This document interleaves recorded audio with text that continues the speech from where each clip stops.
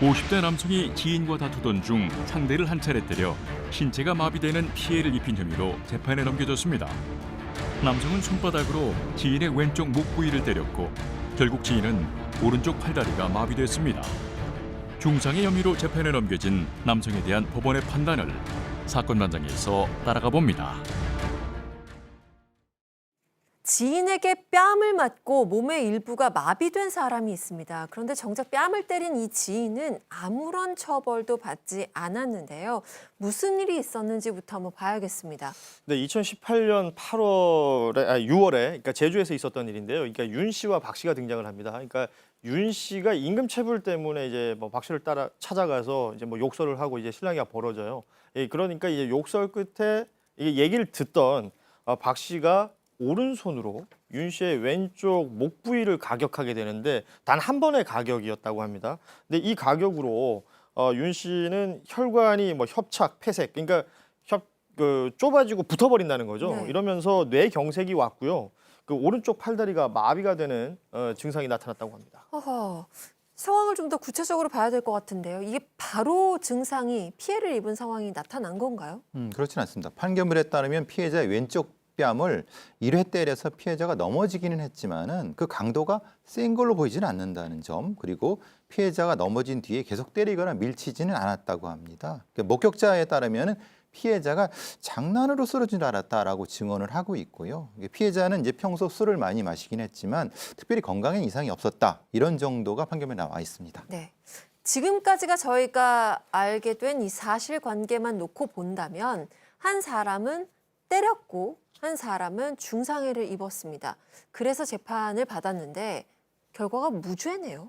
네, 이게 검찰은 중상해 혐의를 이제 적용을 해서 재판에 이제 넘긴 거잖아요. 그런데 피고 측 변호인은 이렇게 그 변호를 했습니다. 재판에서 상해나 중상해 고의가 없었다라는 겁니다. 그래서 목이 아닌 뺨을 한 차례 때렸을 뿐이고, 그리고 실제로 뺨이 때린 행위가 있고 이 사람이 어떠한 상해라든지 사망을 했다라는 어떤 결과가 있을 텐데 그 결과와 원인 사이 인과관계가 없고, 그리고 그러한 행위를 한 사람이 그런 결과 발생을 예견하고 한 것이 아니기 때문에, 즉 예견 가능성이 없기 때문에 중상해의 죄책을 물을 수 없다라고 주장을 한 건데요. 재판부는 실제로 이러한 변호인의 주장을 받아들여서 범죄 증명이 없기 때문에 무죄다라고 선고를 하게 된 겁니다. 네, 지금 피고인 측의 주장을 보면 목이 아니라 뺨을 때렸다라고 했는데요. 이 이유가 어디 있나요? 굉장히 어딜 중요합니다. 때렸는지가 중요한 네, 건가요? 그렇죠. 실제로 사건에서 목 부위를 강타했을 때 살인의 고의를 인정한 적도 있었어요. 그러니까 목은 아무래도 사람의 몸에서 굉장히 약한 부위인데 손으로 뺨을 때렸다면 뺨을 맞으면 사람이 어떻게 되나요? 조금 아프고 얼얼한 정도가 폭행에 보통 그치는 경우가 많고 상해까지도 이르지 않는 경우가 많기 때문에 일단 공소 사실은 검찰에서는 목 부위를 가격했다고 했지만 그 당시 경찰이나 목격자들의 진술은 뺨을 때렸다라고 얘기를 하고 있으니까 일단은 이 법원의 판결문에서는 공소 사실처럼 목을 때린 게 아니라 뺨을 때린 것이다라는 걸 전제하에 재판을 이어가게 된 겁니다.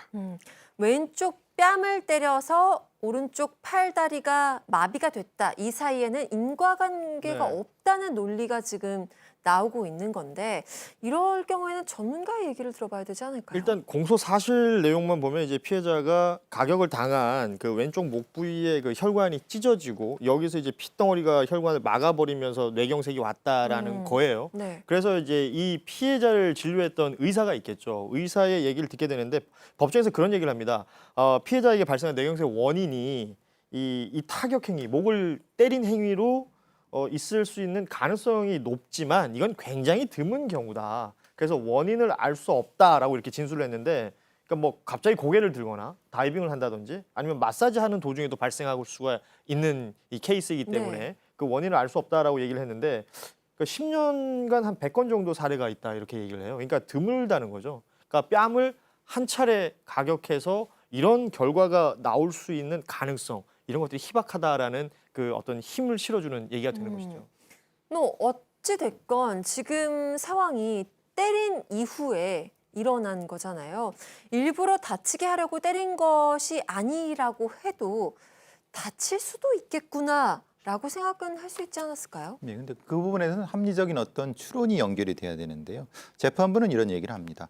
혐의를 인정하기 위해서는 뺨을 때린 행위하고 그 중상의 결과의 인과관계뿐만 아니라 예견 가능성에 대해서 살펴야 된다고 하는데 문제는 이렇게 때림으로 인해서 피해자가 신체 마비를 겪을 것인지에 대해서 예견할 수 있는 상황 인지가 봐야 되는데 그 부분은 사실은 확인할 수가 없는 부분인 거고 혐의가 인정되려면 중상에 대한 고의성 그리고 생명 위험, 어떤 불구 난치병에 이르게 할 정도의 고의가 있었다고 볼 수 없다라고 재판부에 대해서는 판결하고 있습니다. 그리고 설사 예견이 가능한 상황이었다고 하더라도 고의 문제 때문에 유죄를 선고할 수가 없어요. 그러니까 중상해로 기소를 했으면 중상해인지 아니지만 판단하는 거지 중상해가 아니니까 그러면 폭행치상이 되나 이렇게 검토할 수는 없는 거고 예비적으로 기소를 하지 않았기 때문에 일단 이 부분에 대해서는 무죄가 나올 수밖에 없었던 겁니다. 그러니까 중상해에 대해서는 그럴 수 있는데 이거에 다른 혐의가 있다면 또 얘기는 달라질 수 있다는. 재판부에서는 그거를 하나하나 따져보는 게 아니라 기소한 내용만 가지고 판단하는 네. 거기 때문에 중상해 부분이 무죄라는 그 취지로 판결이 나온 거죠. 그렇다면 비슷한 상황에서 선고 내용이 달랐던 거는 뭐 이런 부분을 생각할 수 있는 건가요? 네, 일단 2017년에 있었던 사건인데요. 동업자가 뺨을 굉장히 심하게 때려서 그 뒤로 넘어져서 두개골이 골절이 일어났고요. 그래서 사실상 치료가 불가능한 인지기능 영구장애 진단을 받았던 사건에서는 남성 유죄를 받았는데 그건 이후에 좀 설명을 드리도록 하겠습니다. 왜 재판부가 다르게 판단을 했을지 지금부터 좀 비교를 해보겠습니다. 배상훈 교수님, 어떤 점이 같고 어떤 점은 다른가요? 두 사건 모두 뺨을 한 대 때린 것은 맞습니다. 네. 그리고 두 사건 모두 피해자가 술이 취한 상태인 건 맞는 거고 근데 범죄학에서는 이런 부분을 합니다. 전체 범죄 행위에서 이 유죄 판결 받은 건 시작 지점, 그러니까 말하자면 전체적인 범죄 행위의 전체 행위를 구성한다고 볼 수 있다고 하면은 연결이 되는 거고 인과관계든 어쨌든 문제는 앞서서 그러니까 무죄가 난 부분, 물론 이제 이건 중상에 대한 부분이지만은 연결이 아니라 그것의 행위의 마무리 부분, 그러니까 말하자면 다른 감정에 의해서 다른 행위가 이뤄진 다음에 그 행위가 이루어졌다고 하면은 연결성을 떨어지게 볼 수 있거든요. 제가 보기엔 그 두 부분이 아닐까 싶습니다. 결국에는 인과관계 연결성의 얘기가 될 텐데 그러면 왜 이 사건 피고인, 그러니까 지금 저희 두 번째 사건 얘기하고 있는 이 두개골 골절 이 피고인만 처벌을 받았을까요?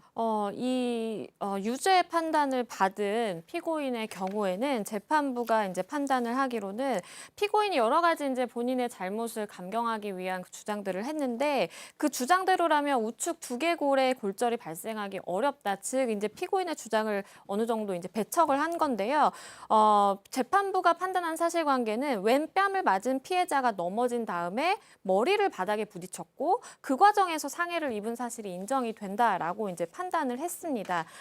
피고인의 주장을 배척한 이유는 피고인의 이제 주장이 일관적이지 않다라면서 상해의 고의성을 입증하기는 어려워서 상해죄나 중상해죄는 아니지만 폭행치상으로 이제 죄명이 변경이 됐기 때문에 폭행치상으로 결국에는 이제 처벌을 하게 된 것이고요. 그 외에 뭐 양형의 이유로는 책임을 다른 사람에게 전가하는 이 잘못을 진지하게 반성하지 않는 그런 태도를 보였고 뭐 피해 보상의 노력도 하지 않고 실제로 또 합의도 되지 않았던 것 같아요. 그래서 그런 점들을 모두 고려해서 판단을 했다라고 재판 이유를 밝혔습니다. 그러니까 두 번째 사건에서는 재판부가 혐의를 바꾸면서까지 책임을 물었는데 그렇다면 앞선 사건이 첫 번째 사건에서 왜 무죄가 선고됐을까 더 의아한데요. 일단 제가 보기에는 재판부에서 바꾼 게 아니라 이제 공소장 변경을 했던 것으로 보이고요. 이번 사건도 일단 이번 재판부는 중상해죄 무죄라고 판단하면서 상해죄가 될 가능성은 인정이 된다는 취지의 얘기는 했어요. 네. 근데 제 생각에는 사실 이 뺨을 얼마나 세게 때리는가의 강도에 따라서 아까 거는 폭행에서 상해 결과까지 예견 가능하다고 했습니다만 이번 사안은 만약에 뺨을 때린 정도가 중하지 않다면 넘어지는 것까지도 예상하기 어려웠다면 그러면 죄명을 폭행죄로 바꿔야 될 수도 있습니다. 그래서 일단 아무리 중한 결과가 발생했다고 하더라도 가해자가 어떤 고의를 갖고 있었는지 그리고 그 부분에 대한 인과관계가 있는지 이런 부분들을 따져서 판단해야 되기 때문에 아마 항소심에서는 공소장 변경 절차가 이루어져서 죄명이 좀 변경될 것으로 보입니다. 네. 같은 뺨 한 대였지만 그에 대한 책임은 다르게 물었던 두 가지 판결 짚어봤습니다.